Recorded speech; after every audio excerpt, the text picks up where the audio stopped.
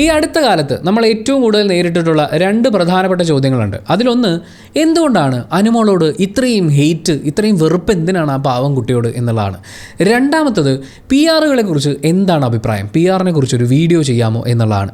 ഇതിൽ ആദ്യത്തെ ചോദ്യത്തിനുള്ള മറുപടി നമ്മൾ ഒരുപാട് വീഡിയോസിൽ പറഞ്ഞിട്ടുള്ളതാണ്, എങ്കിലും വീണ്ടും പറയുകയാണ്. അനുമോൾ എന്ന് പറയുന്ന ബിഗ് ബോസ് കണ്ടസ്റ്റൻറ്റിനോട് നമുക്ക് വെറുപ്പില്ല, വൈരാഗ്യമോ വിദ്വേഷമോ ഇല്ല, വിയോജിപ്പുകളാണുള്ളത്. അതൊരു വെറുപ്പാവാതിരിക്കാൻ നമ്മൾ അഹോരാത്രം പണിയെടുക്കുന്നുണ്ട്. അത്രയധികം ശ്രദ്ധിച്ച് ചിന്തിച്ചാണ് ഓരോ കാര്യങ്ങളും നമ്മൾ സംസാരിക്കുന്നത്. ഇപ്പോഴും ബിഗ് ബോസിൽ ആശയപരമായി ഒട്ടും യോജിക്കാൻ പറ്റാത്ത ഒരാളാരാണ് എന്ന് ചോദിച്ചാൽ അനുമോളെന്ന് മാത്രമാണ് അതിനുള്ള ഉത്തരം. പക്ഷേ നമ്മളിപ്പോഴും ആഗ്രഹിക്കുന്ന ഒരു കാര്യമുണ്ട്. അനുമോൾ അവരുടെ കണ്ടസ്റ്റൻസിനോട് ഇത്രയും ദിവസങ്ങൾക്കുള്ളിൽ ചെയ്തു കൂട്ടിയിട്ടുള്ള എല്ലാ അപരാധങ്ങളും ഏറ്റുപറഞ്ഞ് മാപ്പ് പറഞ്ഞ് ഇനി അത് ആവർത്തിക്കാതിരിക്കുക എന്ന് പറയുന്ന ഒരു കാര്യത്തിലേക്ക് അവർ വരികയാണെങ്കിൽ അത് ഭയങ്കര നല്ലൊരു കാര്യമായിരുന്നു, നല്ലൊരു മാതൃകയാവുമായിരുന്നു. ആ ഒരു ആഗ്രഹത്തിനപ്പുറത്തേക്ക് നമുക്ക് അനുമോളോട് വെറുപ്പോ വൈരാഗ്യമോ ഒന്നുമില്ല. ഇനി രണ്ടാമത്തെ കാര്യം, PR-കൾ. അനുമോൾ അല്ലാതെ ബാക്കിയുള്ള കണ്ടസ്റ്റൻസിനൊന്നും അവിടെ PR ഇല്ലേ എന്ന് ചോദിച്ചാൽ ബാക്കിയുള്ള എല്ലാവർക്കും PR ഉണ്ടാവും. അവരുടെ ഭാഗത്തുനിന്ന് തെറ്റുകൾ വന്നിട്ടില്ലേ? തീർച്ചയായിട്ടും അവരുടെ ഭാഗത്തു നിന്ന് തെറ്റുകൾ വന്നിട്ടുണ്ടാവാം. ആ തെറ്റുകൾ സംഭവിക്കുമ്പോൾ അവരുടെ PR പുറത്തിരുന്ന് ബാക്കിയുള്ളവരെ കരിവാരിത്തേക്കാനുള്ള ശ്രമങ്ങൾ നടത്തിയിട്ടുണ്ടോ എന്ന് ചോദിച്ചാൽ നമ്മുടെ കയ്യിൽ ഇപ്പോൾ അങ്ങനെ തെളിവൊന്നുമില്ല. പക്ഷേ അങ്ങോട്ടും ഇങ്ങോട്ടും ചില ആക്രമണങ്ങൾ നടന്നിട്ടുണ്ടായേക്കാം. പക്ഷേ അനുമോളുടെ PR എന്നുള്ള രീതിയിൽ നടന്നിട്ടുള്ള അറ്റാക്കുകളെ കുറിച്ച് നമുക്ക് ഒരുപാട് മെസ്സേജുകൾ വന്നിട്ടുണ്ട്. നമ്മുടെ കമൻറ്റ് ബോക്സുകളിൽ ഒരുപാട് ആളുകൾ പല കാര്യങ്ങൾ സൂചിപ്പിച്ചുകൊണ്ട് അയച്ചിട്ടുണ്ട്. ഇതൊന്നും പോരാഞ്ഞ് നമുക്ക് തന്നെ ഡയറക്റ്റ് ആ അറ്റാക്ക് നേരിടേണ്ടി വന്നിട്ടുണ്ട്. നമ്മൾ കുത്തിയിരുന്ന് ഇതുങ്ങളെയൊക്കെ ഹൈഡ് ചെയ്യുന്നതുകൊണ്ടാണ് നിങ്ങളും നമ്മളും ഒരു പരിധി വരെ അത് കുറച്ച് അനുഭവിക്കേണ്ടി വരുന്നത്. സോ ഈ രണ്ട് കാര്യങ്ങളും ചേർത്ത് വെച്ച് നോക്കുമ്പോൾ നമ്മൾ PR എന്ന് പറയുന്ന വിഷയത്തെക്കുറിച്ച് സംസാരിക്കുമ്പോൾ അനുമോളൊരു വിഷയമാവും, അനുമോളെക്കുറിച്ച് സംസാരിക്കുമ്പോൾ PR ഒരു വിഷയമാവും. അങ്ങനെയാണ് നമ്മൾ ഈ വീഡിയോയിൽ സംസാരിക്കുന്നത്. ഒരു പക്ഷേ അനുമോളും PR-ഉം ഒരുമിച്ച് വരുന്ന ഘട്ടങ്ങളിൽ നിങ്ങൾ ട്രിഗേർഡ് ആവാനുള്ളൊരു സാധ്യതയുണ്ടെങ്കിൽ, അതിനെക്കുറിച്ച് കേൾക്കുമ്പോൾ ദേഷ്യം വരാനൊക്കെ ഉള്ളൊരു സാധ്യത ഉണ്ടെങ്കിൽ ദയവേദി ഈ വീഡിയോ ഒഴിവാക്കുക. ഈ ഒരു വിഷയത്തിൽ നമ്മൾ ചെയ്യുന്ന അവസാനത്തെ വീഡിയോ ആയിരിക്കും ഇത്. നമ്മൾ പ്രതീക്ഷിക്കുന്നത് അറ്റ്ലീസ്റ്റ് അടുത്ത വർഷത്തെ കണ്ടസ്റ്റൻസ് എങ്കിലും ഈ പറയുന്ന കാര്യങ്ങളൊക്കെ കാണുകയും കേൾക്കുകയും മനസ്സിലാക്കുകയും ഒക്കെ ചെയ്തുകൊണ്ട് കുറച്ചും കൂടി ഫെയർ ആയിട്ടുള്ള, കുറച്ചും കൂടി ഡീസൻ്റ് ആയിട്ടുള്ള ഗെയിം പ്ലേ നമുക്ക് കാണാൻ പറ്റട്ടെ എന്നുമാണ് നമ്മൾ പ്രത്യാശിക്കുന്നത്.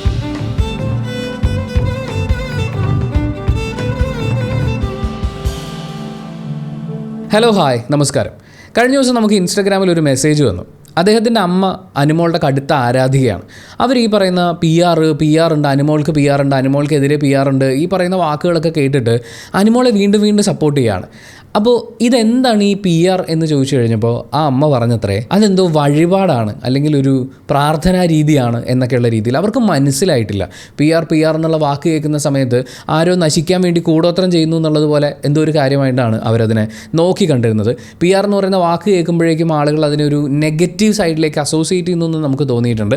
എന്തായാലും PR-നെ കുറിച്ചാണ് നമ്മൾ ഈ വീഡിയോയിൽ സംസാരിക്കാൻ പോകുന്നത്. PR-ഉം ORM-ഉം അതുപോലെ തന്നെ PR ഇത്തവണ ബിഗ് ബോസ് വിന്നറെ തിരഞ്ഞെടുക്കാൻ എത്രത്തോളം കാരണമാവുന്നുണ്ട് എന്നുള്ളതുമാണ് നമ്മൾ പരിശോധിക്കുന്നത്. അങ്ങനെ നിങ്ങളുടെ വീട്ടിൽ ആരെങ്കിലും PR എന്ന് കേൾക്കുമ്പോൾ ഇത് എന്തോ ഒരു മോശ സാധനമാണ് എന്ന് വിചാരിക്കുന്നുണ്ടെങ്കിൽ ഈ വീഡിയോ നിങ്ങൾ അവർക്ക് ഷെയർ ചെയ്ത് കൊടുക്കുക. നമുക്കത് വളരെ സിമ്പിളായിട്ട് പറഞ്ഞുതരാം. PR എന്ന് പറയുന്നത് പബ്ലിക് റിലേഷൻസ് ആണ്. എന്ന് വെച്ചാൽ വളരെ സ്ട്രാറ്റജിക്കലായി വളരെ പോസിറ്റീവായിട്ടുള്ള ഒരു ഇമേജ് ക്രിയേറ്റ് ചെയ്തുകൊണ്ട് തങ്ങളുടെ കസ്റ്റമേഴ്സുമായിട്ട്, ബിസിനസ് അസോസിയേറ്റ്സുമായിട്ട് ബന്ധപ്പെട്ട് ഒരു കമ്മ്യൂണിക്കേഷൻ പോസിബിൾ ആക്കുക എന്നുള്ളത് മാത്രമാണ്. സാധാരണഗതിയിൽ ഒരു ഓർഗനൈസേഷനോ ഒരു പ്രൊഡക്റ്റിനോ ഒക്കെയാണ് നമ്മളൊരു PR കൊടുക്കുക. പക്ഷേ ഇവിടെ ഈ ബിഗ് ബോസ് ഹൗസിലേക്ക് വരുമ്പോൾ PR എടുക്കുന്നത് കണ്ടസ്റ്റൻസ് ആണ്. ഇനി PR ഏജൻസികൾ അല്ലെങ്കിൽ PR എടുക്കുന്ന ആളുകൾ, അവരുടെ ജോലി എന്താണെന്ന് വെച്ച് കഴിഞ്ഞാൽ ഈ എൻഡ് കൺസ്യൂമറുമായിട്ട് ഈ പ്രൊഡക്റ്റിനെ അല്ലെങ്കിൽ ഈ കമ്പനിയെക്കുറിച്ച് ഒരു പോസിറ്റീവായിട്ടുള്ള ഇമേജ് നിലനിർത്തുക എന്നുള്ളതാണ്. അതിനവർ പലതരം മാർഗ്ഗങ്ങൾ ഉപയോഗിക്കും. ചിലപ്പോൾ അത് ഒരു ഓൺലൈൻ പരസ്യമായിരിക്കാം, ചിലപ്പോൾ ഒരു TV പരസ്യമായിരിക്കാം, ചിലപ്പോൾ ഒരു ഇൻ്റർവ്യൂ ആയിരിക്കാം. ചില ഇൻ്റർവ്യൂകളിലൊക്കെ അറിയാതെ ഇങ്ങനെ സൈഡിൽ കൂടി ചില പ്രൊഡക്റ്റുകളെ കുറിച്ചൊക്കെ പോസിറ്റീവായി പറഞ്ഞു പോകുന്നത് പോലും നമുക്ക് ആ ഗണത്തിൽ കൂട്ടാവുന്നതാണ്. പിന്നെ നേരിട്ടുള്ള, ഇപ്പോൾ വാഗുണ്ടുള്ള പ്രൊമോഷൻസ്, ഇങ്ങനെ പല രീതിയിൽ പബ്ലിക്കുമായി ഈ ഒരു പ്രൊഡക്റ്റിന് അല്ലെങ്കിൽ ഓർഗനൈസേഷൻ അല്ലെങ്കിൽ കമ്പനിക്ക് ഒരു റിലേഷൻ നല്ല രീതിയിൽ മെയിൻറ്റെയിൻ ചെയ്യിച്ചുകൊണ്ട് പോവുക. ഇതാണ് PR ഏജൻസികൾ മെയിനായിട്ട് ചെയ്യുന്ന പണി. ചുരുക്കി പറഞ്ഞാൽ മാർക്കറ്റിൽ അവൈലബിൾ ആയിട്ടുള്ള മറ്റ് പ്രൊഡക്ട്സിനെ കമ്പയർ ചെയ്ത് നോക്കുമ്പോൾ ദിസ് ഇസ് ദ ബെസ്റ്റ് അല്ലെങ്കിൽ അല്ലെങ്കിൽ ദിസ് ഇസ് മച്ച് ബെറ്റർ എന്ന് പറയുന്ന ഒരു ഇമേജ് ക്രിയേറ്റ് ചെയ്ത് നിർത്തുക എന്നുള്ളതാണ്. ബിഗ് ബോസ് ഹൗസിലേക്ക് വരുമ്പോൾ ഉള്ളൊരു സംഭവം എന്താണെന്ന് വെച്ചാൽ, ബിഗ് ബോസ് ഹൗസിലെ കണ്ടസ്റ്റൻസിൽ നിന്ന് ഒരു വിന്നർ ഉണ്ടാവുന്നത് വോട്ടുകളെ അടിസ്ഥാനപ്പെടുത്തിയിട്ടാണ്. വോട്ട് കിട്ടുക എന്നുള്ളതാണ് അവിടുത്തെ പ്രധാനപ്പെട്ട കാര്യം. വോട്ട് എങ്ങനെ വരും? പ്രേക്ഷകർക്ക് കണ്ടസ്റ്റൻറ്റിനെ കുറിച്ച് ഒരു പോസിറ്റീവ് ഇമേജ് ഉണ്ടാവുകയും അയാൾ അവിടെ നിലനിൽക്കണമെന്നും അയാൾ ജയിക്കണമെന്നും ഒരാഗ്രഹം പ്രേക്ഷകരുടെ ഉള്ളിൽ ഉണ്ടാകണം. അങ്ങനെ ഈ പറയുന്ന വോട്ടിംഗ് പരിപാടികൾ നടക്കുന്നതിനോടൊപ്പം ബിഗ് ബോസിന് ആവശ്യമായിട്ടുള്ളൊരു കാര്യം TRP റേറ്റിംഗ് ഉണ്ടാവുക എന്നുള്ളതാണ്. പരമാവധി റേറ്റിംഗ് കിട്ടണം. റേറ്റിംഗ് കിട്ടണമെങ്കിൽ എന്ത് വേണം? ഈ പറയുന്ന പ്രോഗ്രാം മാക്സിമം എൻ്റർടൈനിങ് ആയിട്ട് നിൽക്കണം. കാരണം ഇപ്പോൾ ബിഗ് ബോസ് കാണിക്കുന്നത്, നമുക്ക് ഏഷ്യാനെറ്റ് എന്ന് പറയുന്ന ഒരു പ്ലാറ്റ്ഫോം എടുക്കാം, അല്ലെങ്കിൽ ജിയോ ഹോട്ട്സ്റ്റാർ എടുത്ത് നോക്കിക്കോളൂ. ബിഗ് ബോസ് നാട്ടുകാർ കാണാനിരിക്കുമ്പോൾ ആ കാഴ്ചക്കാരുടെ എണ്ണം കൂടുമ്പോൾ അവർക്ക് കൂടുതൽ അഡ്വർടൈസ്മെൻറ്റ് കിട്ടും. ആ അഡ്വർടൈസ്മെൻറ്റിൽ നിന്ന് അവർക്കൊരു റവന്യൂ കിട്ടുന്നു. ഇതാണ് അവരുടെ ഇതിനകത്ത് ഏറ്റവും പ്രധാനപ്പെട്ട ലാഭം.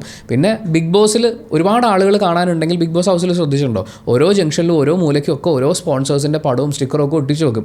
ആരെങ്കിലും പേയ്മെൻറ്റ് കൊടുക്കാൻ വൈകി കഴിഞ്ഞാൽ ആ ഒട്ടിച്ച് വെച്ചിരിക്കുന്നത് ബ്ലറാക്കി കാണിക്കുന്നത് നമുക്ക് ശ്രദ്ധിച്ചാൽ കാണാൻ പറ്റും. അപ്പോൾ പണം എന്ന് പറയുന്ന ഒരു ഫാക്ടറാണ് ഏഷ്യാനെറ്റിന് അല്ലെങ്കിൽ ജിയോ ഹോട്ട്സ്റ്റാറിന് അല്ലെങ്കിൽ ബിഗ് ബോസ് റൺ ചെയ്യുന്ന കമ്പനിക്ക് ഏറ്റവും പ്രധാനമാവുന്നത്. അതിന് ഈ TRP എന്ന് പറയുന്നത് വളരെ ഇമ്പോർട്ടൻ്റ് ആണ്.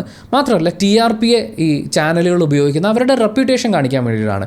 ഞങ്ങളുടെ തൊട്ടുപുറകിലുള്ള ചാനലുമായി ഞങ്ങൾ ഇത്രയും ബഹുദൂരം മുന്നിലാണ് എന്നൊക്കെ പറഞ്ഞുകൊണ്ട് ഓരോ TV ചാനലുകാരും വളരെയധികം ഊറ്റം കൊള്ളുന്നതും അതുകൊണ്ടാണ്. അപ്പം ചാനലിൻ്റെ റെപ്യൂട്ടേഷനും നിലനിൽപ്പിനും വളർച്ചയ്ക്കും ആളുകൾ ഇത് കൂടുതൽ നേരം ഇരുന്ന് കാണുക എന്നുള്ളത് വളരെ ഇമ്പോർട്ടൻ്റ് ആണ്. അതേസമയം കണ്ടസ്റ്റൻസിനെ സംബന്ധിച്ച് ആ ഇരുന്ന് കാണുന്ന പരമാവധി ഓഡിയൻസും ഞങ്ങളെ ഇഷ്ടപ്പെടണം, അല്ലെങ്കിൽ എന്നെ ഇഷ്ടപ്പെടണം, എനിക്ക് വോട്ട് ചെയ്യണം എന്ന് പറയുന്ന ഒരു ലക്ഷ്യമാണ്.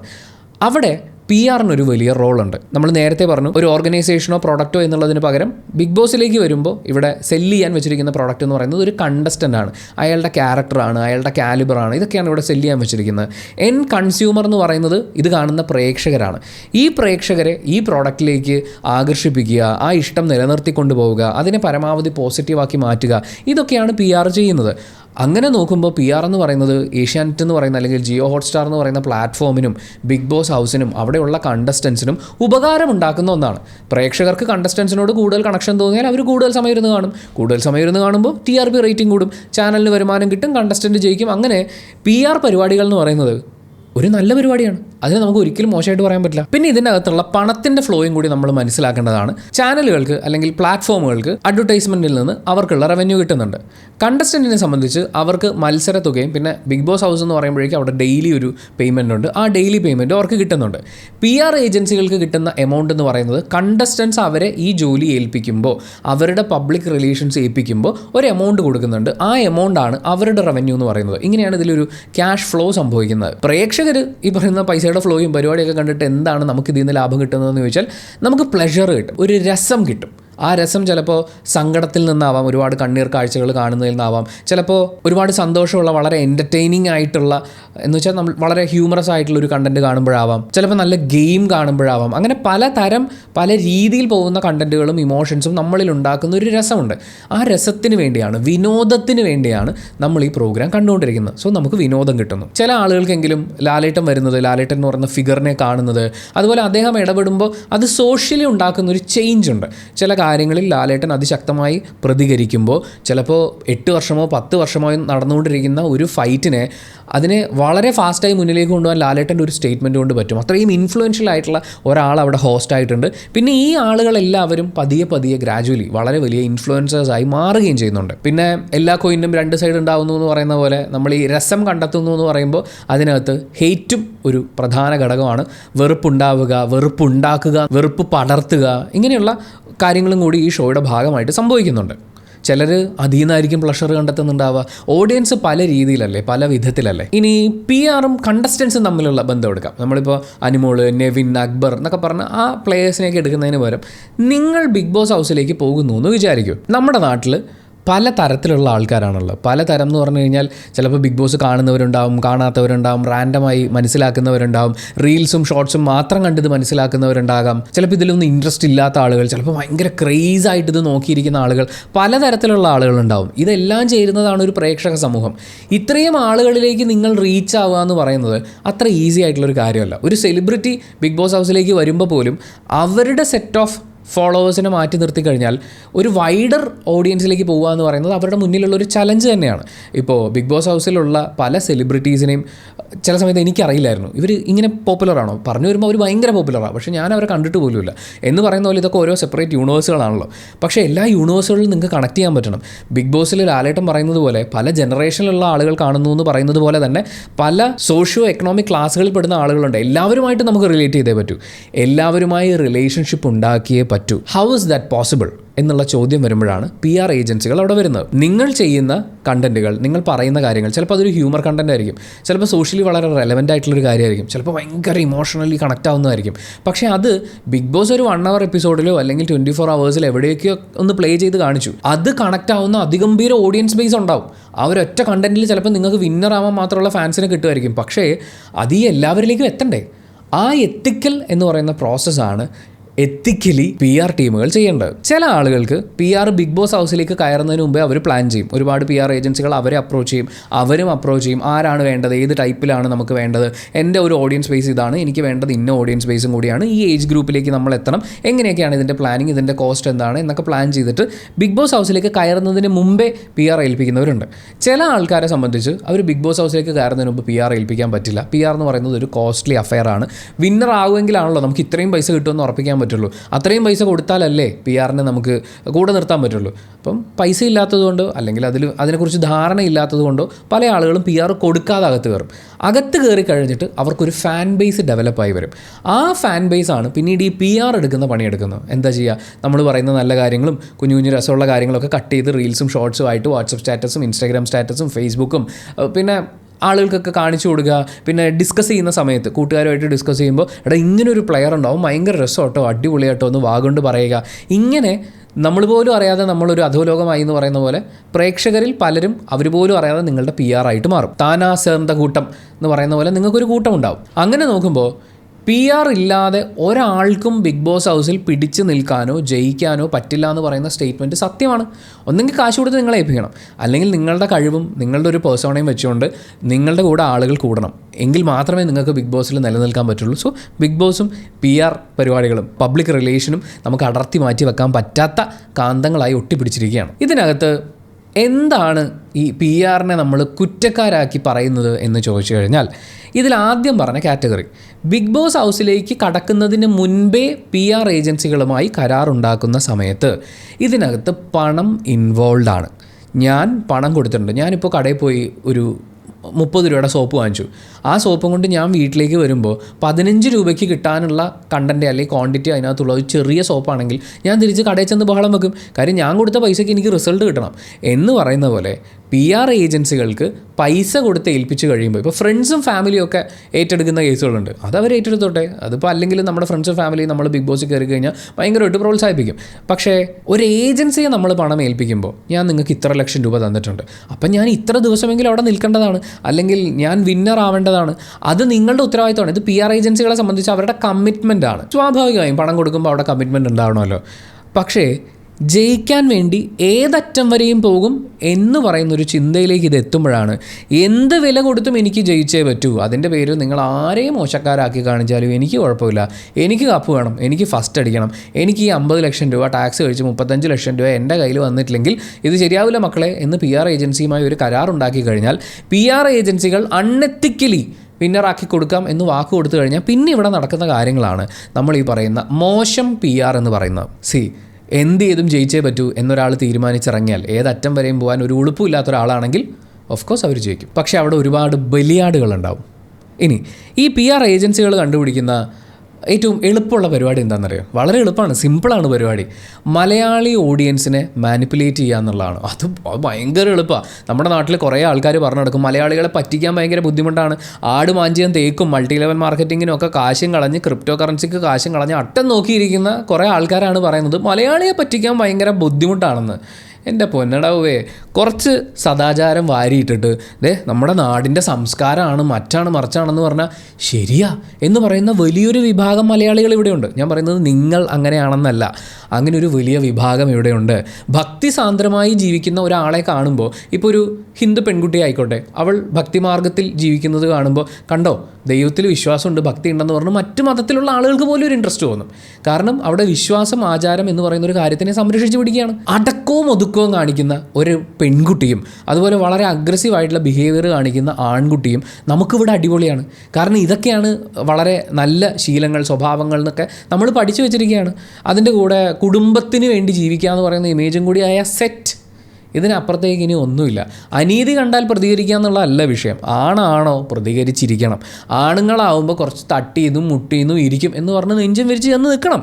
ആ ഒരു പരിപാടിയൊക്കെ അതുപോലെ ഫോളോ ചെയ്യുന്നവരെ നമുക്ക് കാണാൻ പറ്റും. വസ്ത്രധാരണ രീതിയിൽ നമ്മുടെ സംസ്കാരമല്ലേ വലുത് എന്ന് പറയുന്ന കണ്ടാൽ മലയാളി മൂക്കും കുത്തി വീഴും. ഈ പറയുന്ന മാനിപ്പുലേഷൻ പരിപാടികളൊക്കെ ഓൾറെഡി അറിയാവുന്ന നമ്മുടെ PR ഏജൻസികൾ ഇപ്പോൾ പൈസ വാങ്ങി ഞങ്ങൾ പ്രൊമോഷൻസ് ചെയ്യാം എന്ന് മാത്രമല്ല പറയുന്നുണ്ടാവുക.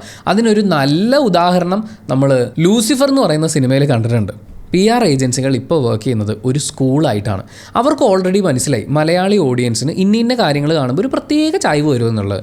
അതിനുള്ള ട്രെയിനിങ് കൊടുത്തിട്ടാണ് ഇപ്പോൾ ബിഗ് ബോസ് ഹൗസിലേക്ക് ആളുകൾ പോകുന്നതെന്ന് നമുക്ക് അവർ കാണിക്കുന്ന കാര്യങ്ങൾ കാണുമ്പോൾ മനസ്സിലാക്കാവുന്നേ ഉള്ളൂ. അതായത് ഈ ബിഗ് ബോസിൻ്റെ കണ്ടസ്റ്റൻസ് തന്നെ പറയുന്നത് 3 മാസം വരെയൊക്കെ ട്രെയിനിങ് കൊടുത്തിട്ട്, അതായത് ബിഗ് ബോസിലേക്ക് കയറാൻ പോവുകയാണെങ്കിൽ 3 മാസമൊക്കെ ട്രെയിനിങ് കൊടുത്ത് അതിനകത്തേക്ക് കയറ്റി വിടുന്ന അങ്ങനെ വർക്ക് ചെയ്യുന്ന PR ഏജൻസികൾ ഉണ്ട് എന്നുള്ളതാണ്. എനിക്കതിൽ ഒരു അത്ഭുതവും തോന്നുന്നില്ല കേട്ടോ. കാരണം ഇവിടെ കിട്ടാൻ പോകുന്നത് 35 ലക്ഷം രൂപയാണ്. ഒരു സാധാരണ മനുഷ്യൻ പോട്ടെ, ഒരു സിനിമ അല്ലെങ്കിൽ ഒരു സീരിയൽ ആർട്ടിസ്റ്റ് 35 ലക്ഷം രൂപ ഉണ്ടാക്കണമെങ്കിൽ അവർ എത്ര ദിവസം വർക്ക് ചെയ്യണമെന്നും അത് 100 ദിവസം കൊണ്ട് ഇവിടെ കിട്ടും എന്ന് പറയുന്ന ഒരു സാഹചര്യവും ഉണ്ടാകുമ്പോൾ 35 ലക്ഷം എന്ന് പറയുന്നത് ദാറ്റ്സ് എൻ ഈസി മണി. ഇനി അത് കഴിഞ്ഞ് ഇപ്പം നമ്മൾ പറയും ബിഗ് ബോസിൽ പോയിട്ട് ഭയങ്കര ചീത്തപ്പേരായി, എന്ത് വൃത്തിയേടൊക്കെ അവിടെ കാണിച്ചു കൂട്ടിയത്, അൺഡിസേർവിങ് വിന്നറാണ്, അങ്ങനെ എന്തൊക്കെ തലകുത്തി മറിഞ്ഞ് നമ്മൾ പറഞ്ഞാലും ഒരു 6 മാസം കണ്ടിന്യൂസ് ആയിട്ട് ഇനോഗ്രേഷൻസും ഇൻ്റർവ്യൂസും ഒക്കെ കൊടുക്കാമെന്ന് വിചാരിക്കുക. ഒരു ഇനോഗ്രേഷൻ എത്ര രൂപ വാങ്ങിക്കുന്നുണ്ടാവും? നമ്മുടെ നാട്ടിലൊരു നമ്മളീ പറയുന്ന സാധാരണ സീരിയൽ കാണുന്ന ഒരു പ്രേക്ഷകനോടൊക്കെ ചോദിച്ചു കഴിഞ്ഞാൽ അവർ ചിലപ്പോൾ പറയും 50,000 രൂപ, 1 ലക്ഷം രൂപ. 1 ലക്ഷം രൂപയ്ക്ക് ഉദ്ഘാടനത്തിന് എന്നെ വിളിച്ചാൽ ഞാൻ പോലും പോകില്ല. അത്രയും എമൗണ്ട് വാങ്ങിക്കൊണ്ടാണ് ഇനോഗ്രേഷൻസ് നടക്കുന്നത്. ഇനോഗ്രേഷൻ എന്ന് പറഞ്ഞാൽ ഒറ്റ ദിവസത്തെ പരിപാടിയാണ്. ഡ്രസ്സും മേക്കപ്പും കൂടി ഒരു 10-25,000 രൂപ ചിലവുണ്ടാവും. അത് കഴിഞ്ഞ് ആ ഇനോഗ്രേഷൻ കഴിഞ്ഞ് ഇറങ്ങുമ്പോൾ കയ്യിലേക്ക് വരുന്നൊരു എമൗണ്ട് ഉണ്ട്. അതുപോലെ തന്നെ ഇൻ്റർവ്യൂസ് അറ്റൻഡ് ചെയ്യുന്നത് ഇങ്ങോട്ട് പണം വാങ്ങിയിട്ടാണ്. കോംബോ പിടിച്ചാണ് ബിഗ് ബോസ് ഹൗസിനകത്ത് കളിച്ചിട്ടുള്ളതെങ്കിൽ ആ കോംബോയുടെ ഒരുമിച്ചുള്ള ഇൻ്റർവ്യൂ എടുക്കാൻ ഡബിൾ എമൗണ്ട് വാങ്ങുന്നതും നമ്മൾ കണ്ടിട്ടുണ്ട്.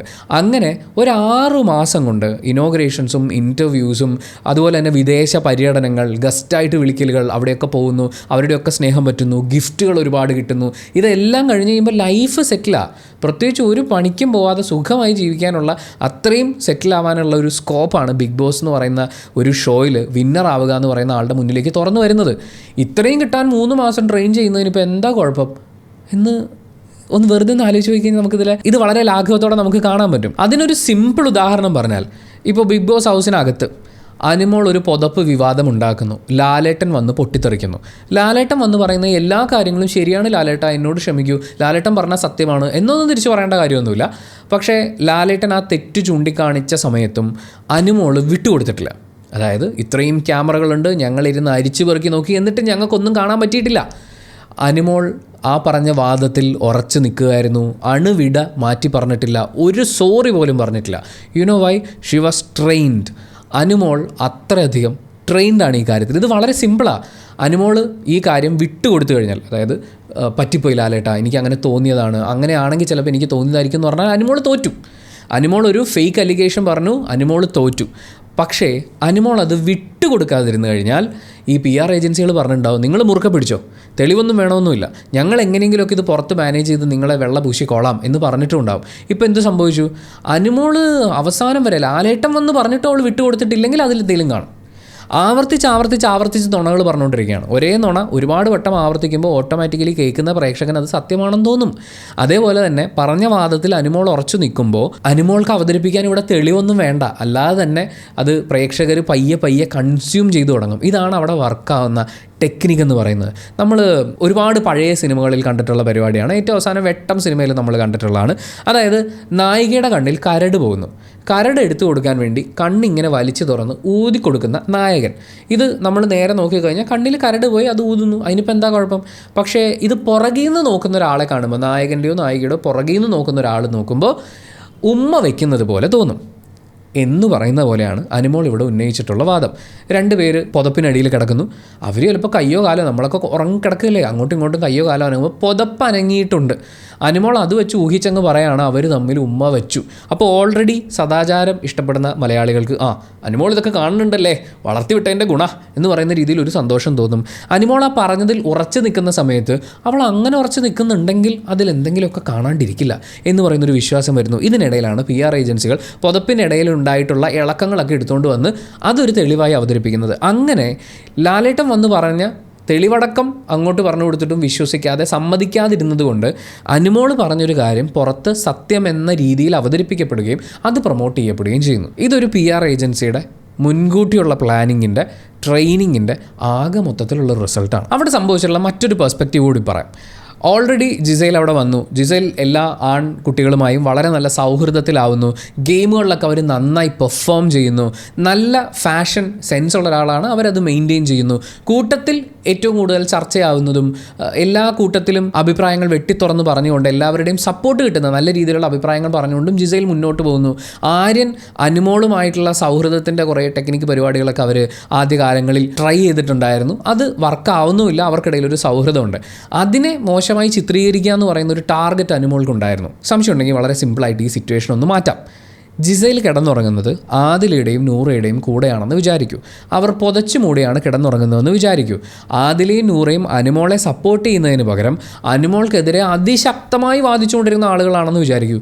അനുമോൾ ഇതേ ആരോപണം പറയും. ആദിലയും നൂറയും ജിസൈലും കൂടി പുതപ്പിനടിയിൽ അത് ശരിയല്ല, വളരെ മോശമാണ് എന്നവൾ ചൂണ്ടിക്കാണിക്കും. പുതപ്പിൻ്റെ ഇടയിലെ അനക്കങ്ങൾ കാണിക്കുന്നു. ഈ സാധനങ്ങൾ ഇതുപോലെ വീക്കെൻഡ് എപ്പിസോഡിൽ ലാലേട്ടൻ ഡീൽ ചെയ്യുകയും പുറത്തിങ്ങനെ ഡീൽ ചെയ്യുകയും ചെയ്താൽ നിങ്ങളും വിശ്വസിക്കില്ലേ? ഈ രീതിയിലാണ് PR ഏജൻസികൾ വർക്ക് ചെയ്യുന്നത്. PR ഏജൻസികളുടെ മുമ്പിൽ ഈ ശരിതെറ്റുകൾ ഉണ്ടാകുന്നത് എങ്ങനെയാണെന്നറിയോ? അനുമോളെ സപ്പോർട്ട് ചെയ്തോ എങ്കിൽ അവർ ശരിയാണ്, അനുമോളെ എതിർത്തോ അവർ ശരിയല്ല. ഇപ്പോൾ ലക്ഷ്മി ബിഗ് ബോസ് ഹൗസിൽ ഉണ്ടായിരുന്ന സമയം മുഴുവൻ അനുമോൾ ലക്ഷ്മിയെ ടാർഗറ്റ് ചെയ്തിട്ടുണ്ടായിരുന്നു. അനുമോളുടെ ഭാഗത്തുള്ള തെറ്റുകളെ ലക്ഷ്മി ചോദ്യം ചെയ്തിട്ടുണ്ടായിരുന്നു. പുറത്ത് ലക്ഷ്മി ഭീകര രൂപിയായിരുന്നു. കനത്ത അറ്റാക്കാണ് അവർക്ക് നേരിടേണ്ടി വന്നത്. പക്ഷേ ഈ റീ എൻട്രിയുടെ സമയത്ത് അനുമോൾക്കൊപ്പം നിൽക്കുകയും എല്ലാ കാര്യത്തിലും നീയാണ് ശരി അനുമോളെ, നീയായിട്ട് നിന്നാൽ മതി എന്നൊക്കെ പറഞ്ഞ് പുറത്തിറങ്ങിയപ്പോൾ ലക്ഷ്മി ഇപ്പോൾ ലക്ഷ്മി ദേവിയാണ്. ഇവിടെ അമ്പലമൊക്കെ ചിലപ്പോൾ പണിയാൻ തുടങ്ങുന്ന പോലെയാണ് കമൻറ്റ് ബോക്സിൽ അവർക്കെതിരെയുള്ള അല്ലെങ്കിൽ അവർക്ക് നേരെയുള്ള സ്നേഹപ്രകടനങ്ങൾ ഉണ്ടാകുന്നത്. ആദില നൂറമാരെ നിങ്ങൾ എടുത്തു നോക്കൂ. അവരെപ്പോൾ അനുമോൾക്കെതിരെ പ്രതികരിച്ച് തുടങ്ങിയോ, ഇതേ ആദിലയും നൂറയും നെവിനെതിരെ ഏറ്റവും അഗ്രസീവായി ബിഹേവ് ചെയ്തിട്ടുണ്ട്. അക്ബറിനെതിരെ ആക്രമണങ്ങൾ അഴിച്ചുവിട്ടിട്ടുണ്ട്. അപ്പോഴൊന്നും ആദിലയും നൂറയും പുറത്ത് ഇത്രയും ആക്രമണങ്ങൾ ഏറ്റുവാങ്ങിയിട്ടില്ല. പക്ഷേ അനുമോൾക്കെതിരെ സംസാരിച്ച് തുടങ്ങുമ്പോൾ പുറത്ത് ആക്രമണങ്ങൾ ഏറ്റുവാങ്ങുന്നുണ്ടെങ്കിൽ ഇതൊരു പ്ലാൻഡ് ആയിട്ടുള്ള പ്രിപ്പയർഡ് ആക്കി വെച്ചിട്ടുള്ള പ്ലാനുകളുടെ ഭാഗമായിട്ടുള്ള അറ്റാക്കാണ്. ഏറ്റവും മോശമായിട്ടുള്ള സൈബർ അറ്റാക്കാണ് എവിക്റ്റ് ആവുന്നതിന് തൊട്ട് മുമ്പുള്ള 2 ദിവസം നൂറ ഏറ്റുവാങ്ങേണ്ടി വന്നിട്ടുള്ളത്. കാരണം ആദിലയ്ക്ക് അനുമോൾ നമ്പർ എഴുതി കൊടുത്ത ടിഷ്യൂ പേപ്പർ എവിടെ എന്നുള്ളതാണ്. അനുമോൾ അതൊരു തെളിവാക്കിയൊക്കെ മാറ്റി അത് വേറൊരു രീതിയിലൊക്കെ ബിൽഡ് ചെയ്തെടുത്ത് ആ തെളിവ് ഇവർ നശിപ്പിച്ചിട്ടുണ്ടാവും എന്നൊക്കെ പറയുന്ന സമയത്താണ് നൂറയുടെ കയ്യിൽ ഒരു ടിഷ്യൂ ഉണ്ടായിരുന്നു. നൂറ ആ ടിഷ്യൂ നശിപ്പിച്ചു ഗൈസ് എന്ന് പറഞ്ഞ് അനുമോളെ സപ്പോർട്ട് ചെയ്യുന്ന ആളുകൾ, അനുമോളുടെ PR ആണ് ഇത് ഏറ്റവും കൂടുതൽ പ്രചരിപ്പിച്ചത്. നൂറ ആ തെളിവ് നശിപ്പിക്കുന്നത് കണ്ടോ എന്നൊക്കെ ചോദിച്ചു വൻ അറ്റാക്കായിരുന്നു. ഇത്രയും അറ്റാക്ക് മുഴുവൻ ആ പെൺകുട്ടിക്ക് നേരെ ഉണ്ടായതിന് ശേഷം നൂറയുടെ കയ്യിലുണ്ടായിരുന്നത് പെൺകുട്ടികളുടെ പീരീഡ്സിൻ്റെ സമയത്ത് ഉപയോഗിക്കുന്ന ടാമ്പോൺ ആണ് എന്ന് തിരിച്ചറിഞ്ഞ ശേഷം, എന്നാൽ തിരിച്ചറിഞ്ഞല്ലോ, സോറി നമ്മുടെ ഭാഗത്തുനിന്ന് ഒരു തെറ്റ് സംഭവിച്ചു പോയി, നൂറയെക്കുറിച്ച് അങ്ങനെ പറയാൻ പാടില്ലായിരുന്നു എന്ന് പറയുന്ന മാന്യമായ വർത്തമാനം ഒന്നുമല്ല നമ്മൾ കണ്ടത്. അനുമോൾ എന്ന് പറയുന്നത് ഏറ്റവും ശക്തമായ ഒറ്റപ്പെടുത്തലിൻ്റെയും ക്രൂരമായ ഒറ്റപ്പെടുത്തലിൻ്റെയും ഇരയാണ്. അതിൻ്റെ പെയിൻ എന്താണ് എന്ന് അനുമോൾക്കറിയാം.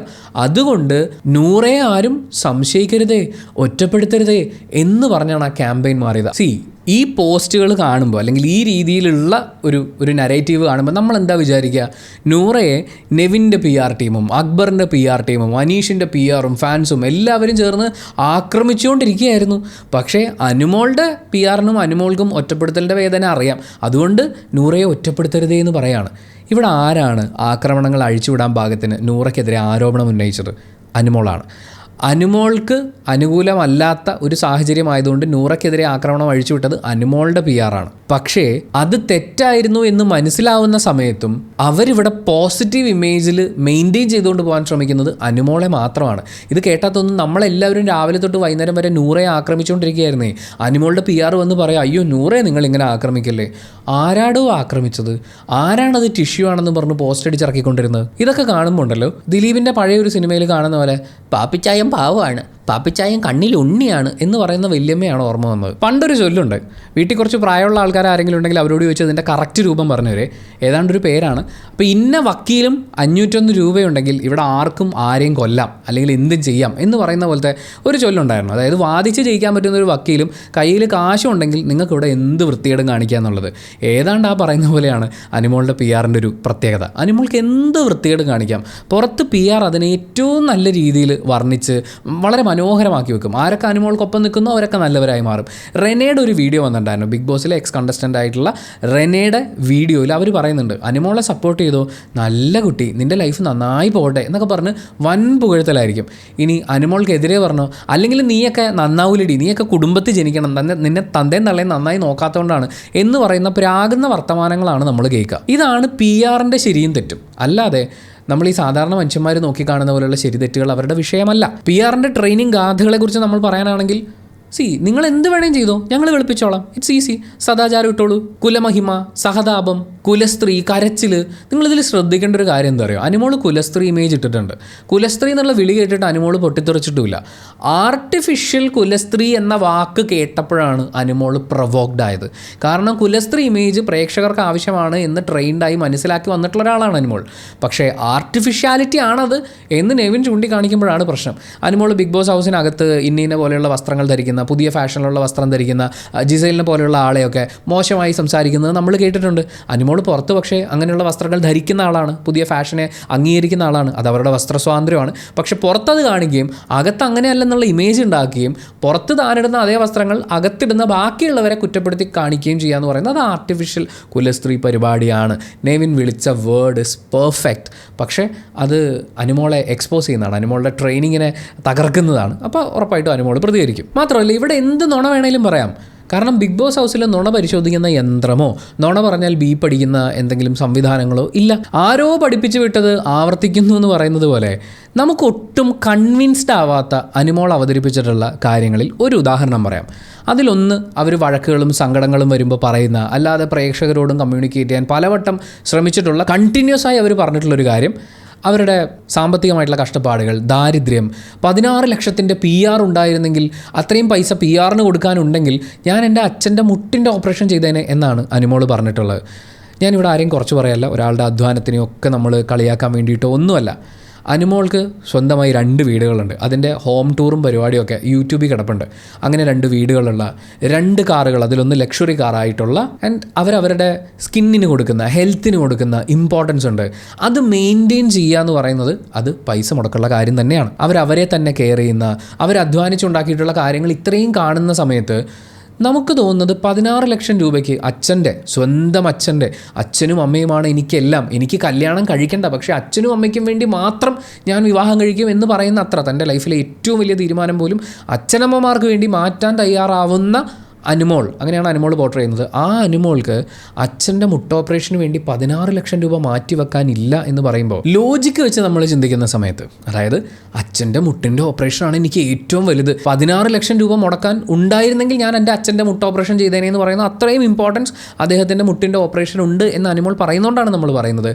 മൾട്ടിപ്പിൾ ഇൻകം സോഴ്സസ് ഉള്ള ഒരാളാണ് അനുമോൾ എന്ന് പറയുന്നത്. അവർ ഒരു വട്ടം വഴക്കിട്ടപ്പോൾ ഈ ബിഗ് ബോസിൽ നിന്ന് ഇറങ്ങി പോകണമായിരുന്നു, ഞാനിവിടെ നിൽക്കണ്ട, അല്ലെങ്കിൽ വരരുതായിരുന്നു, ഞാൻ ഈ സമയത്ത് ഒരു സീരിയൽ ചെയ്യാമായിരുന്നു എന്നാണ് പറയുന്നത്.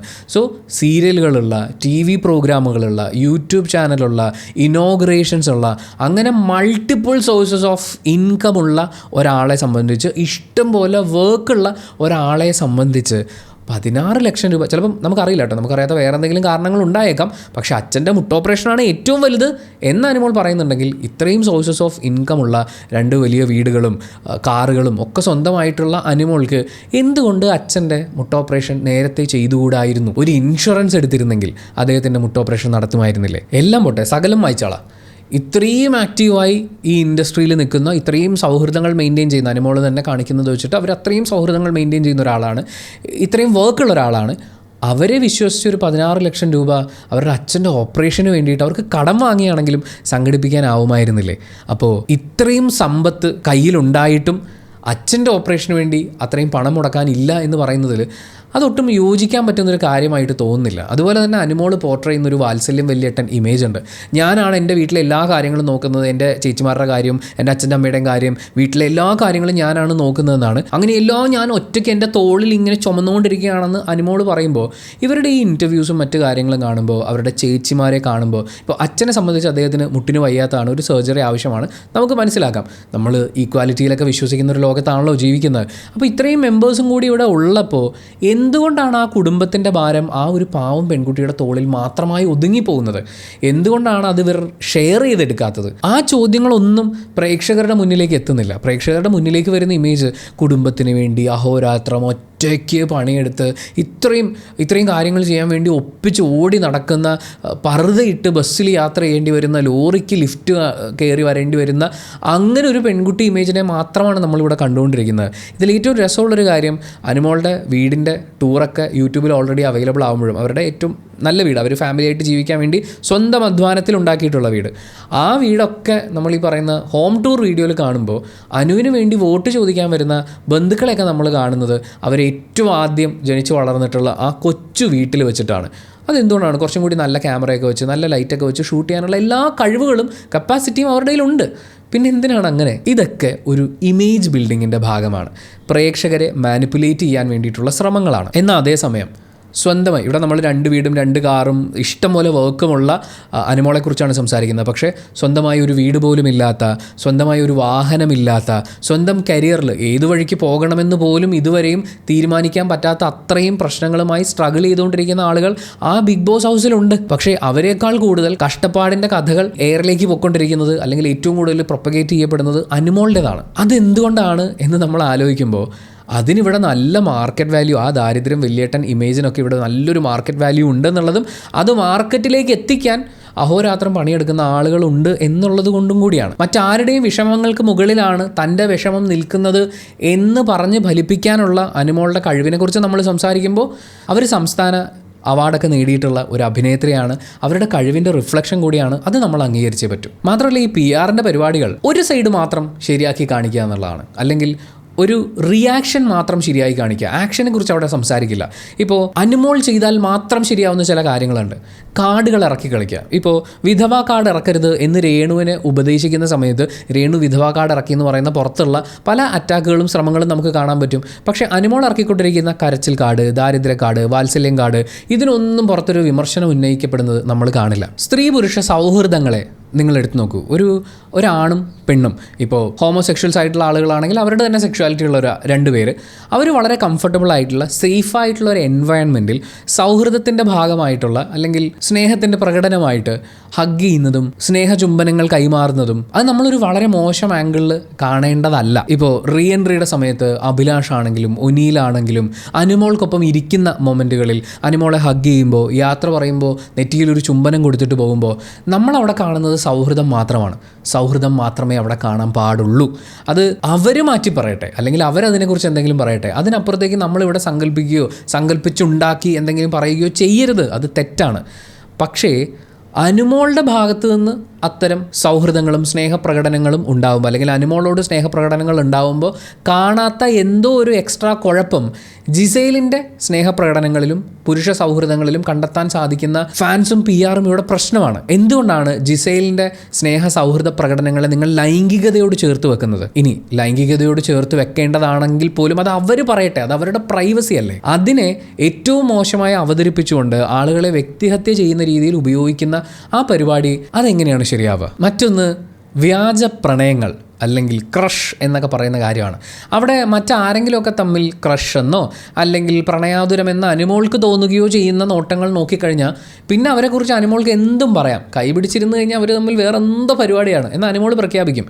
പക്ഷേ എനിക്കാദ്യം ക്രഷ് തോന്നിയ പയ്യനാണ് എന്ന് ആര്യനോട് പറയുകയും ആര്യൻ്റെ അടുത്തിരിക്കുകയോ ആര്യൻ ഹഗ് ചെയ്യുകയോ ചെയ്യുന്ന സമയത്ത് അത് അനുമോൾക്കെതിരെയുള്ള ഒരു ആക്രമണ സാധ്യതയായിട്ട് മാറുന്നില്ല.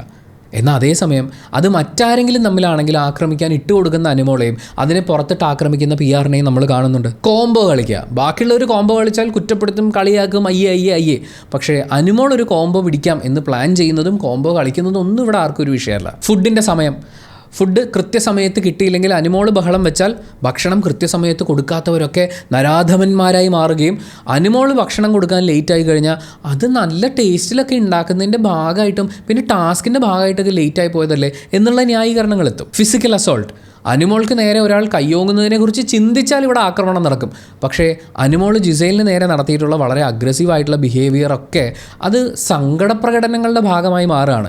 നിങ്ങളുടെ തലയടിച്ച് ഞാൻ പൊളിക്കും എന്ന് അനീഷിനോട് പറഞ്ഞത്, മര്യാദക്കല്ലെങ്കിൽ ഈ കുപ്പിയെടുത്ത് തലക്കടിക്കും എന്ന് അനീഷിനോട് പറയുന്നത് ഇവിടെ അഗ്രസീവ് ബിഹേവിയറായി വിലയിരുത്തപ്പെടുന്നില്ല. എനിക്ക് ദേഷ്യം വന്നാൽ ഞാൻ കൊല്ലും എന്ന് പറയുന്നതും അഗ്രസീവ് ബിഹേവിയർ ആവുന്നില്ല. ഭീഷണിപ്പെടുത്തുക, ശപിക്കുക, ഇതൊക്കെ വേറെ ആരെങ്കിലും ചെയ്ത് എന്താ നടക്കുന്നറിയൂടെ. ഇങ്ങനെയുള്ള കാര്യങ്ങളൊക്കെ സംഭവിക്കുമ്പോൾ എല്ലാ മനുഷ്യർക്കും ഒരു ഗ്രേ സൈഡ് ഉണ്ടാവും എന്ന് പറയുന്ന പോലെ അനുമോളുടെ ഭാഗത്തും മിസ്റ്റേക്കുകൾ ഉണ്ടാവാം. അനുമോൾ ചെയ്യുന്ന നല്ല കാര്യങ്ങളെ ആംപ്ലിഫൈ ചെയ്ത് കാണിക്കാൻ വേണം. ഒരു വൈറ്റ് വാഷിംഗ് പരിപാടി ഇവിടെ PR ചെയ്യുന്നത് തെറ്റായിട്ടുള്ള കാര്യമല്ല. പക്ഷേ ഒരാളെ വൈറ്റ് വാഷ് ചെയ്യാൻ പറ്റാത്ത ഒരാളെ വൈറ്റ് വാഷ് ചെയ്യാൻ വേണ്ടിയിട്ട് ബാക്കിയുള്ള ആളുകളെ കരിവാരി തേക്കുക എന്ന് പറയുന്ന ഒരു പ്രോസസ്സ് ഇവിടെ PR ചെയ്യുമ്പോഴാണ് ഇതൊരു വലിയ തെറ്റായി മാറുന്നത്. ചില PR ഏജൻസികൾ അവർ PR എടുത്ത കണ്ടസ്റ്റൻറ്റ് ജയിക്കാൻ വേണ്ടിയിട്ട് ഓപ്പോസിറ്റ് നിൽക്കുന്ന, അവർക്കെതിരെ നിൽക്കുന്ന കണ്ടസ്റ്റൻറ്റിൻ്റെ എല്ലാ നെഗറ്റീവ് കാര്യങ്ങളെയും ആംപ്ലിഫൈ ചെയ്ത് കാണിച്ച് അവരെ അറിഞ്ഞുകൊണ്ട് സൈബർ ബുള്ളിങ്ങിന് ഇട്ട് കൊടുക്കുക, അവരെ ഏറ്റവും മോശക്കാരായ അവരുടെ പേഴ്സണൽ ലൈഫിനെയൊക്കെ ബാധിക്കുന്ന, അവരുടെ കുടുംബാംഗങ്ങളെ അവരെ ബാധിക്കുന്ന രീതിയിൽ വളരെ മോശം ഇമേജ്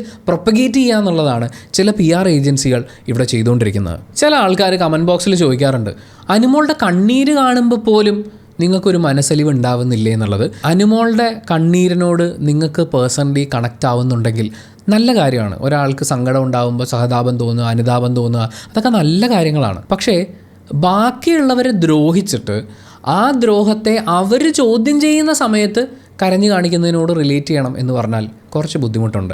അനുമോൾ ഇട്ട് കൊടുത്ത പോയിന്റുകൾ വെച്ച് പുറത്ത് അവരുടെ PR ഏജൻസികളുമൊക്കെ പല ആളുകൾക്കുമെതിരെ അഴിച്ചു വിട്ടിട്ടുള്ള ആക്രമണങ്ങളുണ്ട്. ആ ആക്രമണങ്ങളെ വളരെ വൈകി തിരിച്ചറിയുമ്പോൾ പോലും അതൊന്ന് ചോദ്യം ചെയ്യാൻ ശ്രമിക്കുമ്പോൾ അനുമോൾ വിങ്ങിപ്പൊട്ടി കരയാണ്. അതിനോട് റിലേറ്റ് ചെയ്ത് അനുമോളുടെ സങ്കടമാണ് നമ്മളിവിടെ കാണേണ്ടത് എന്ന് പറഞ്ഞു കഴിഞ്ഞാൽ നമുക്കതിനോട് കണക്റ്റ് ആവാൻ ഭയങ്കര പാടാണ്. ഞങ്ങൾ തകരുന്നു, ഞങ്ങളുടെ കുടുംബാംഗങ്ങൾ ഇവിടെ അഫക്റ്റ് ചെയ്യപ്പെട്ടുകൊണ്ടിരിക്കുമ്പോൾ അതിനെന്താ, ഇത് ഇങ്ങനത്തെ ഒരു പ്രോഗ്രാമാണെന്ന് അറിഞ്ഞിട്ടല്ലേ നിങ്ങൾ ഇങ്ങോട്ട് വന്നത് എന്ന് ചോദിക്കുന്ന അതേ അനുമോൾ തന്നെയാണ് പുറത്ത് നാട്ടുകാരെന്ത് വിചാരിക്കും, എനിക്ക് നല്ലൊരു കല്യാണ ആലോചന വരുമോ, എൻ്റെ വീട്ടുകാരിതെങ്ങനെ സഹിക്കും എന്ന് പറയുന്ന ഡയലോഗ് അടിക്കുന്നത്. ഇതെങ്ങനെയാണ് നമുക്ക് ബാലൻസ്ഡ് ആയിട്ട് കണക്റ്റ് ആവുക? എനിക്കത് മനസ്സിലാവുന്നില്ല. ഒരു സൈഡിൽ ഒരാൾക്ക് നേരെ ഉന്നയിക്കാവുന്ന ഏറ്റവും മോശം ആരോപണങ്ങൾ ഉന്നയിച്ചിട്ട് അത് സത്യമാണ്, തെറ്റായിട്ടുള്ളൊരു കാര്യം ഉന്നയിച്ചിട്ട് അത് സത്യമാണെന്ന് പ്രഖ്യാപിച്ച് നെഞ്ചും വിരിച്ച് നടക്കുന്ന അനുമോൾക്ക് ചപ്പാത്തിക്കള്ളി എന്നുള്ളൊരു വിളി കേൾക്കുമ്പോഴേക്കും സഹിക്കാൻ പറ്റാതെ അണപൊട്ടി വരുന്ന ആ സങ്കടത്തിനെ, അതിനെയാണ് നമ്മൾ കാണേണ്ടതെന്ന് പറയുന്നത്. അതെങ്ങനെയാണ് ശരിയാവുക? നിങ്ങൾ ആക്ഷനെ കാണാതെ റിയാക്ഷനെ മാത്രം എടുത്തു വെച്ച് സഹതാപം കൊടുക്കുമെന്ന് ആവശ്യപ്പെട്ടുകൊണ്ടിരിക്കുകയാണ്. ഇതെല്ലാം പോരാഞ്ഞ് PR ഏജൻസികളുടെ വക ചില ചിന്ന പരിപാടികളുണ്ട്. അതിലൊരു പരിപാടി എന്ന് പറയുന്നത് കഴിഞ്ഞ ദിവസം വന്നതാണ്. അക്ബറിൻ്റെ PRും നെവിൻ്റെ PRും ഒക്കെ ചേർന്ന് അനുമോളെ കുറിച്ച് പറഞ്ഞു പരത്തുന്നത് നിങ്ങൾ കണ്ടോ എന്ന് ചോദിച്ചിട്ട് ഒരു സ്ക്രീൻഷോട്ടാണ്, ഒരു വീഡിയോ ആണ്. അതിങ്ങനെ സ്ക്രോൾ ചെയ്ത് പോകുന്തോറും അനുമോളെക്കുറിച്ച് സാധാരണ ഇപ്പോൾ സോഷ്യൽ മീഡിയയിൽ ഏറ്റവും മോശമായി ഉപയോഗിക്കുന്ന പദങ്ങളുണ്ടല്ലോ, ഇതിങ്ങനെ ആവർത്തിച്ച് ആൾക്കാർ കമൻറ്റ് ചെയ്തിരിക്കുകയാണ്. എൻ്റെ ആദ്യത്തെ ചോദ്യം, ഏത് പോസ്റ്റിന് താഴെയാണ് ഈ കമൻറ്റ് വന്നത് എന്ന് അവരൊന്ന് കാണിക്കുകയായിരുന്നെങ്കിൽ നമുക്ക് ആ പോസ്റ്റ് ഒന്ന് പോയി കണ്ടു നോക്കാമായിരുന്നു എന്നുള്ളതാണ്. പോസ്റ്റ് കാണിച്ചിട്ടില്ല, കമൻറ്റ് ബോക്സ് മാത്രമാണ് ഇവർ കാണിച്ചിട്ടുള്ളത്. സ്ക്രോൾ ചെയ്ത് പോകുന്ന സമയം മുഴുവൻ ഞാൻ നോക്കിക്കൊണ്ടിരിക്കുന്നത് എല്ലാ കമൻറ്റും ഒരൊറ്റ മിനിറ്റിനുള്ളിൽ കമൻറ്റ് ചെയ്യപ്പെട്ടിട്ടുള്ളതാണ്. എന്ന് വെച്ചാൽ എല്ലാ കമൻറ്റും 19 മിനിറ്റ്സോ ഇവർ സ്ക്രോൾ ചെയ്യുന്നത് മുഴുവൻ 19-20 മിനിറ്റുകൾക്ക് മുമ്പ് മാത്രം വന്നിട്ടുള്ള കമൻറ്റുകളാണ് നമ്മൾ കാണുന്നത്. ഒരു ID വരുന്നത് റാണ 067 എന്നാണെങ്കിൽ അടുത്ത കമൻറ്റ് വരുന്നത് റാണ 057 എന്ന് പറഞ്ഞിട്ടാണ്. അതായത് ഒരേ ആൾ തന്നെ, ഇപ്പം നമുക്ക് ഇൻസ്റ്റാഗ്രാമിൽ ചുമ്മാ ആഡ് അക്കൗണ്ട് കൊടുത്താൽ നമുക്ക് സ്വന്തമായിട്ട് ഫേക്ക് അക്കൗണ്ടുകൾ എത്ര വേണമെങ്കിലും ഉണ്ടാക്കാം. അങ്ങനെ ഫേക്ക് അക്കൗണ്ടുകൾ ഉണ്ടാക്കിക്കൊണ്ട് അനുമോളെക്കുറിച്ച് മോശം കമൻറ്റുകൾ ഇട്ട് ഇത് അനുമോളുടെ PR തന്നെ പ്രചരിപ്പിച്ചതാണെന്ന് നമ്മൾ സംശയിക്കേണ്ടിയിരിക്കുന്നു. കാരണം ആ കമൻറ്റുകൾ ഓരോന്നും കോപ്പി പേസ്റ്റാണ്. അതായത് ഒരക്ഷരം ക്യാപിറ്റൽ ലെറ്റർ അങ്ങോട്ടും ഇങ്ങോട്ടും മാറിയിട്ടുണ്ടെങ്കിൽ എല്ലാ കമൻറ്റും അത് തന്നെയാണ്, വേറെ ഒന്നും വന്നിട്ടില്ല. സിമിലർ കമൻറ്റുകൾ ആവർത്തിച്ച് കോപ്പി പേസ്റ്റുകളായി വന്നുകൊണ്ടിരിക്കുന്നു. നമ്മൾ ഓരോ അക്കൗണ്ടിലും കയറി നോക്കി, അതിൽ കണ്ടിട്ടുള്ള പല അക്കൗണ്ടുകളിലും കയറി നോക്കി, ആ അക്കൗണ്ടുകളൊക്കെ ജസ്റ്റ് ഈ കാര്യത്തിന് വേണ്ടി മാത്രം ഉണ്ടാക്കിയിട്ടുള്ളതാണ്. അതിന് വേറെ ഉദ്ദേശങ്ങളൊന്നുമില്ല. മാത്രമല്ല അതിലൊക്കെ ഉപയോഗിച്ചിരിക്കുന്ന പേരുകൾ നോക്കിയാൽ അതൊന്നും മലയാളി പേരുകളല്ല, ഒന്നും തന്നെ മലയാളി പേരുകളല്ല. ഈ ഒരൊറ്റ പരിപാടിക്ക് വേണ്ടി ഉണ്ടാക്കി വിട്ടിട്ടുള്ള അക്കൗണ്ടുകളാണത്. പിന്നെ ഇതൊന്നുമല്ല, വോട്ട് പിടിക്കാൻ വേണ്ടി പല PRകാരും ചെന്ന് നിൽക്കുന്ന സ്ഥലങ്ങളാണ്. ആശുപത്രിയിലും മരണവീട്ടിലും അടക്കം വോട്ട് പിടിക്കാൻ വേണ്ടി നടക്കുന്ന ശ്രമങ്ങൾ, അതിനുവേണ്ടി ഫോൺ നമ്പർ OTP പരിപാടികളൊക്കെ നടക്കുന്നതിനെക്കുറിച്ച് പലരും നമുക്ക് പേഴ്സണലി മെസ്സേജുകൾ അയച്ചിട്ടുണ്ടായിരുന്നു. ഒരു മിനിമം മര്യാദയുണ്ടല്ലോ, നിങ്ങൾക്ക് ജയിക്കണം, 35 ലക്ഷം രൂപ കിട്ടണം, അതൊക്കെ നമുക്ക് മനസ്സിലാക്കാം. പക്ഷേ അതിനുവേണ്ടി ഏതറ്റം വരെയും പോവുക, ആളുകളുടെ ഇമോഷൻസിന് ഒരു വിലയും കൊടുക്കാതിരിക്കുക എന്ന് പറയുന്നത് അത് എത്രമാത്രം മോശമായിട്ടുള്ളൊരു കാര്യമാണ്.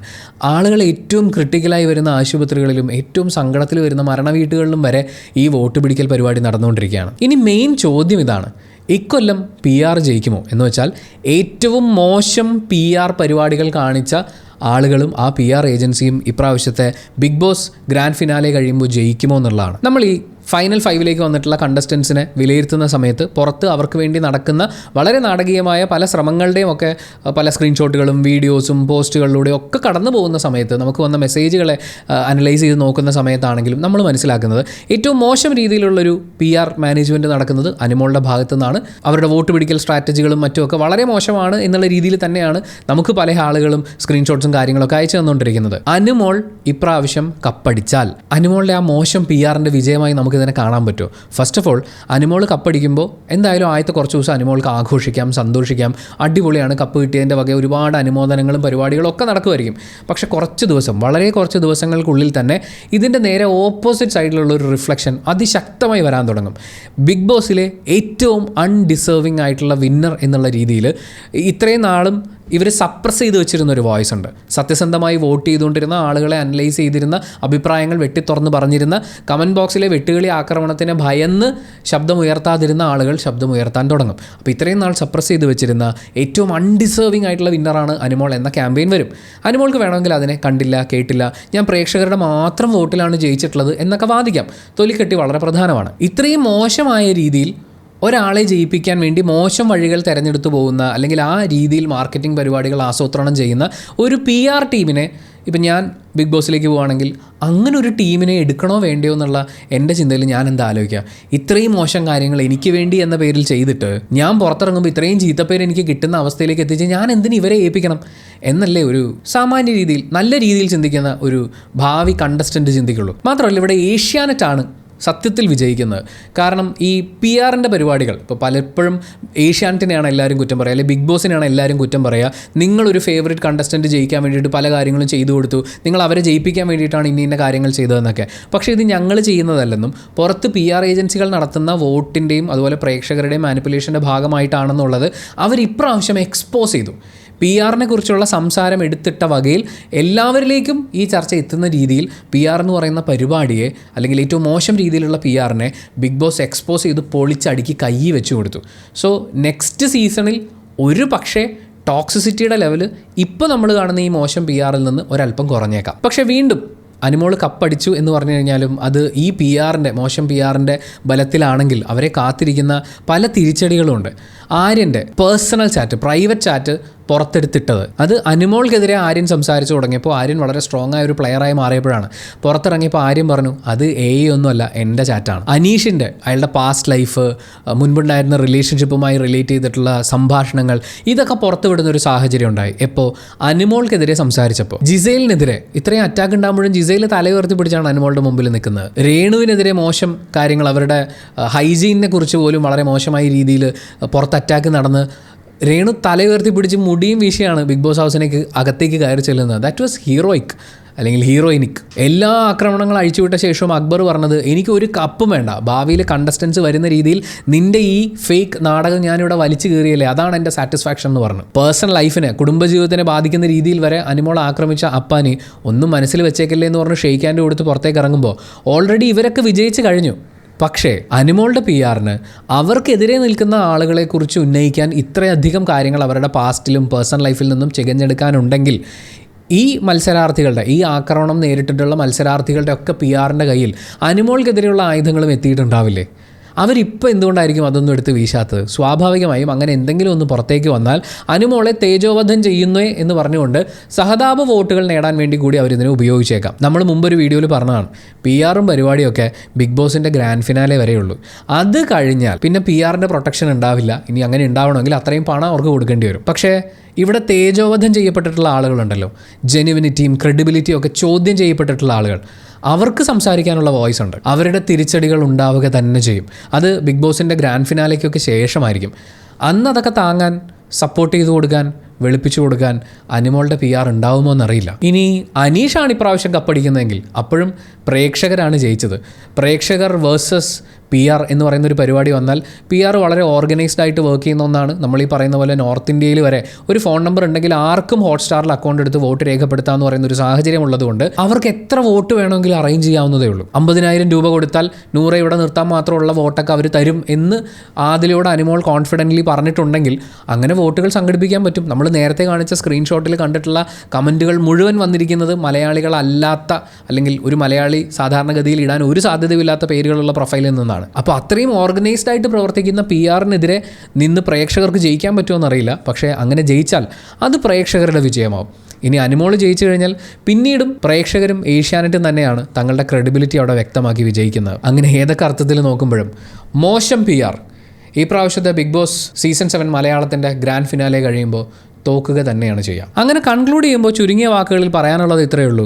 അനിമോൾക്ക് PR ഉള്ളതല്ല അവിടെയുള്ള കണ്ടസ്റ്റൻസിൻ്റെയും അതുപോലെ ഓഡിയൻസിൻ്റെയും പ്രശ്നം. നമ്മൾ വളരെയധികം കഷ്ടപ്പെട്ട് ഒരുപാട് നാളുകളെടുത്ത് അൺലേൺ ചെയ്ത് കളഞ്ഞിട്ടുള്ള, ഒരു പുരോഗമന സമൂഹത്തിന് ആവശ്യമില്ലാത്തതുകൊണ്ട് നമ്മൾ അൺലേൺ ചെയ്ത് കളഞ്ഞിട്ടുള്ള പല കാര്യങ്ങളെയും ഇതാണ് ശരിയെന്ന് പറഞ്ഞ് അത് ഈ സമൂഹത്തിലേക്ക് വീണ്ടും ഇഞ്ചക്ട് ചെയ്ത് തൻ്റെ കണ്ടസ്റ്റൻസിനെ ഏറ്റവും മോശമായ രീതിയിൽ ഫോൾസ് അലിഗേഷൻസ് കൊണ്ട് ടാർഗറ്റ് ചെയ്ത് ഈ സമൂഹത്തിൻ്റെ മുമ്പിൽ ചിത്രീകരിക്കുകയും അവരെയും അവരുടെ വ്യക്തിജീവിതത്തെ, കുടുംബജീവിതത്തെ, സാമൂഹിക ജീവിതത്തെ ഒരു ലോങ് ടേമിലേക്ക് ഏറ്റവും മോശമായി ചിത്രീകരിക്കത്തക്ക രീതിയിൽ സൈബർ ബുള്ളി ചെയ്യാൻ വേണ്ടി ഇട്ടുകൊടുക്കുകയും സ്വാതന്ത്ര്യവും സമാധാനവും അവകാശങ്ങളും സന്തോഷവും തനിക്കും തൻ്റെ കുടുംബാംഗങ്ങൾക്കും മാത്രമാണ് എന്നുള്ള രീതിയിൽ പെരുമാറുന്നതുമാണ് ഇവിടുത്തെ പ്രശ്നം.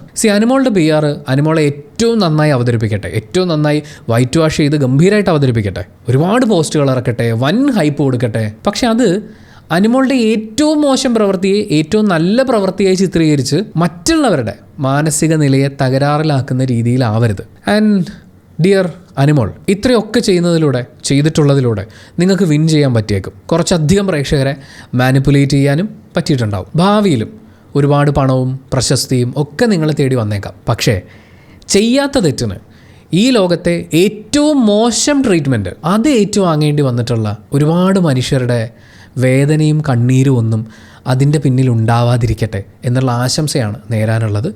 And thank you so much for watching this video. Video ഇഷ്ടപ്പെട്ടാൽ ലൈക്ക് ചെയ്യുക, കമൻറ്റ് ചെയ്യുക, ഷെയർ ചെയ്യുക, സബ്സ്ക്രൈബ് ചെയ്യുന്ന കാര്യവും ഹൈപ്പ് ചെയ്യുന്ന കാര്യമൊക്കെ പരിഗണിക്കുക.